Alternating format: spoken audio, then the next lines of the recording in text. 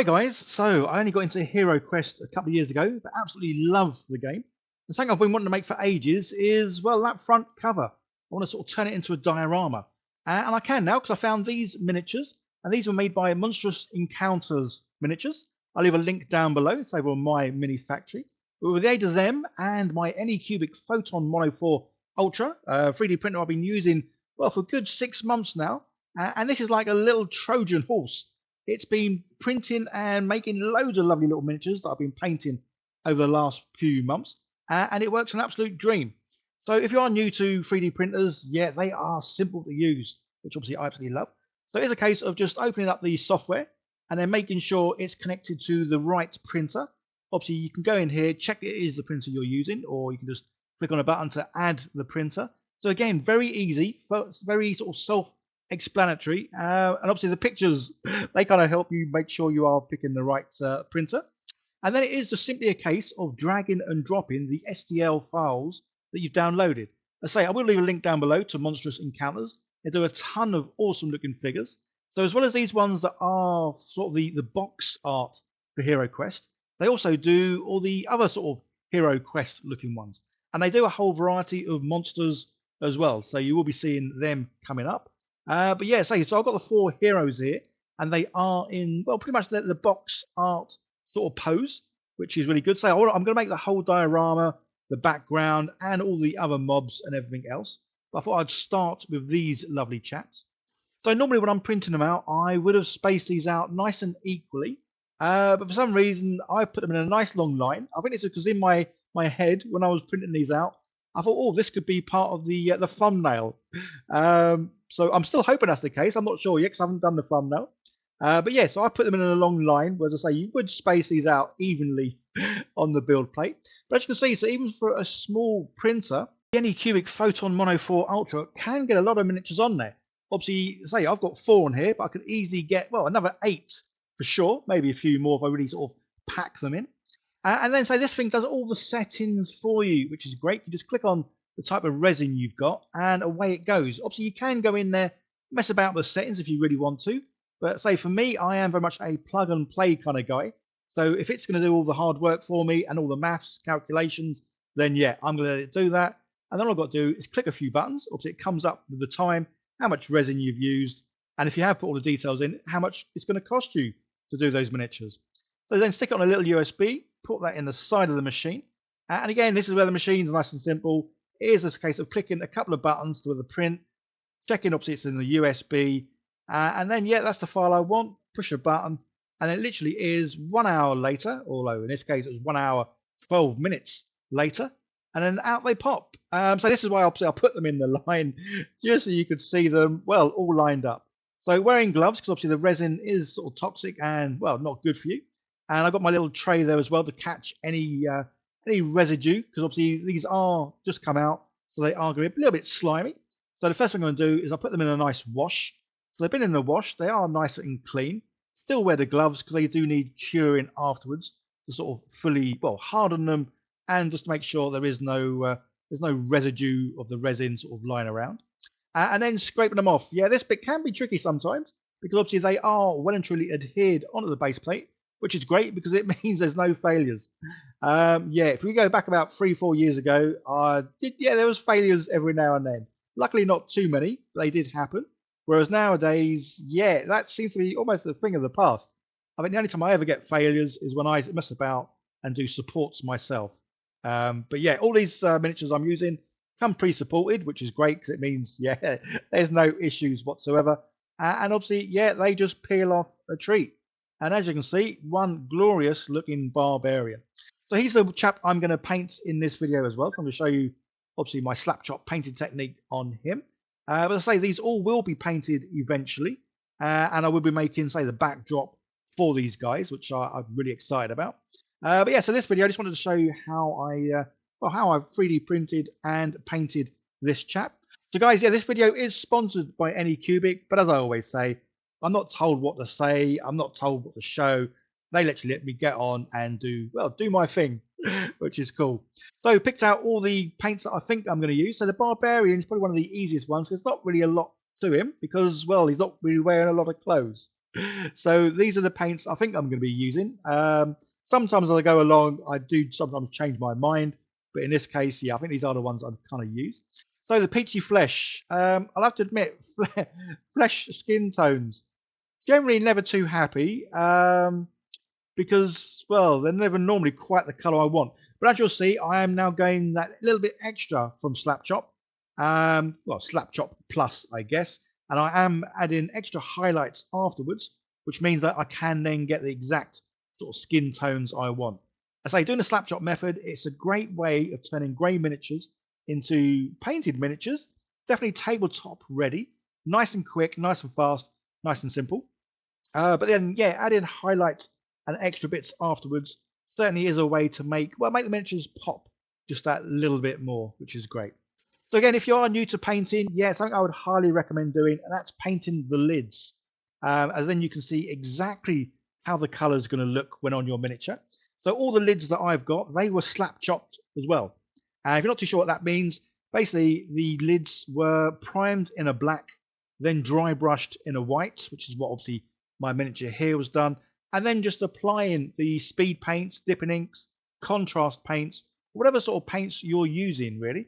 But so yeah, having them on the lids does mean I can see exactly how they look. There are a few paints, luckily not many. I think there's definitely two that I know of. They look completely different from how the colour looks on the bottle. I think one of them is like it's like a brown colour. On the bottle, it's really, really light, but when you paint it, it's really, really dark. So yeah, talking of dark, yeah, his skin tone looked far too light, wishy-washy. So because I'm going to be doing the highlights afterwards, I really wanted to make sure the recesses were lovely and dark. Obviously, the more contrast you can get on your miniatures, definitely the more they pop and look a little bit more realistic, I guess. So yeah, giving them a second coat of the skin color there. No problems with reactivation. Obviously, this is the what is it? The Army Painter Mark II paints. So yeah, once it's dried, go over it with a second coat. It doesn't reactivate the initial coat, which is really good. Not that I really had any issues with that for the first sort of speed paint. But anyway, I'm waffling there. So yes, he's come out. He looks like he's nicely tanned. A bit like me, really, and the muscles. Yeah, maybe not. So the green stuff world, yeah, this silver, you've seen me use this a lot now. I absolutely love this silver.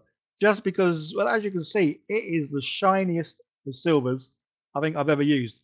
And typically when I do use a silver, I go over with a wash afterwards, just to kind of like dull it down and make it look a bit more used, weathered. I tend not to do that with this silver because I love the fact that this silver is just so shiny. As you can see there, a bit of a glint there from the light above my desk. Yeah, I really want it to look lovely and sparkly. So the gold, yeah, just using the Army Painter Speed Paint golds. So their range of metallic paints, yeah, they're good, but they don't seem to have the same sort of contrast as the rest of the colours. As in, these don't seem to pull or make darker bits in the recess areas as much as they possibly should. That being said, they go on really well. So yeah, this is my little kitten. This is Indy. I do have a battle with her that every time I sit down and start painting, she climbs up the back of my chair, onto my shoulders, and then jumps on the table. But the problem is she's as cute as anything, so I can't really get annoyed with her. But yeah, I do have to battle with her getting off the desk just so I can paint in peace, especially obviously when I'm recording as well. She does like to sort of investigate things. So that would be the camera and the lights and everything else. Anyway, enough about Indy the kitten. Let's get back to the painting. Say this chap, real easy to do because say there's not too many colours on him because, well, he's not really wearing a lot. Or I do like these kind of figures, nice and muscly. Obviously, that's kind of why I do like orcs so much because they are, well, one of the muscly looking things out there. So yeah, I put him on a base. This is just purely to make it easier for painting. And I say I'm going to paint quite a lot of these miniatures and then make the actual diorama and put them sort of within it.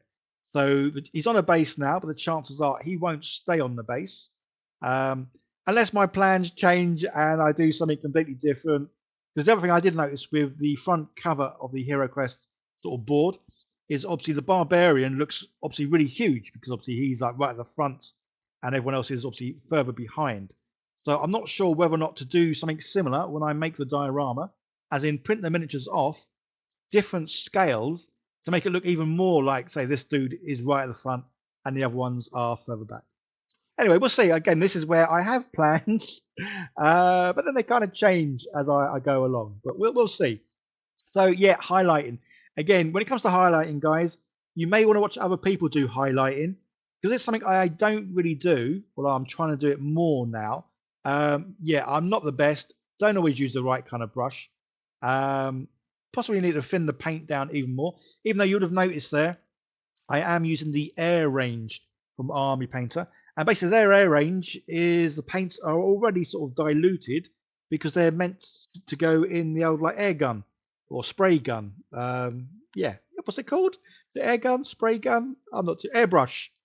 Airbrushing. Yeah, that's the thing. I think I don't know. Yeah, so they're all the air range, which means to say they are sort of diluted down, which is really good. But I possibly could do with diluting them down even more. Even though, say again, I'm happy with how these have come out with the even with the lack of knowledge of how to do proper highlighting. Again, I say this all the time. I don't know if you guys get bored of me saying it all the time. Paint for fun, or painting should be fun. What you're doing, if it's not fun, then you're not doing it right. It should be fun. And yeah, I enjoyed painting them like this, and I do seem to really enjoy how they look now, which is really weird because I used to love my miniatures looking very down, dirty, used, weathered, beaten, battered. And I say washes. Sometimes I would absolutely bathe a miniature in a wash. It would, yeah, it would look so dirty. Whereas now I quite like this this little extra highlighting makes them pop and look a bit cleaner, I guess. But yeah, so basically just going round on everything. So whatever paint I've used before, like say the browns or whatever, the reds, I then get a lighter colour and just try and go over just the raised areas. So just here and there, a little bit of paint. Again, it's one of those things that the more I do it, I guess the better I get. But say, because I'm just enjoying what I'm doing, yeah, well, I like you guys, I do watch a lot of other painters, see how they do things. But the problem is, a lot of these really fantastic, awesome painters, they make it look so easy. They just do stuff and you're like, okay, yeah, I'll give that a go.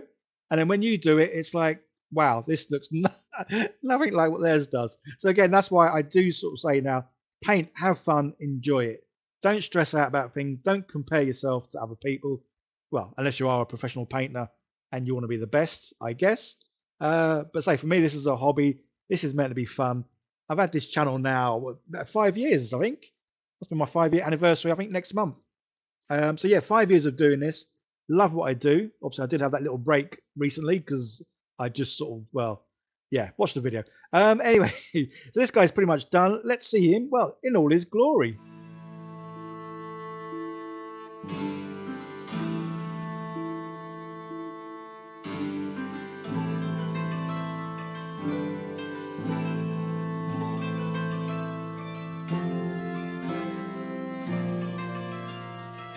And there we go. Yeah, absolutely love how he's come out. Obviously, the eagle-eyed ones of you will notice I didn't do his eyes, and that's because I just can't do eyes. I do prefer miniatures that have helmets on, just because eyes, or just one eye. One eye would probably be easy. But yeah, 2 eyes, I just can't seem to do eyes. So yeah, he looks like he's currently sleeping. Anyway, so that's the barbarian done. Obviously, I've got the other heroes here to do. As I say, I'm not too sure yet whether I might resize the barbarian to make him a lot bigger. As I say, if you look at the front cover again, then yeah, he is like massive on the front cover. But absolutely love how these have turned out. So guys, check out the links down below to Monstrous Encounters for the miniatures, as well as obviously the Anycubic Photon Mono 4 Ultra. They're always having sales and things over there. So yeah, it's a great time to be, well, getting involved in 3D printing. Okay guys, link down below. Like, share, subscribe, leave comments, watch this other video. You guys take care. See you in the next one. Bye for now.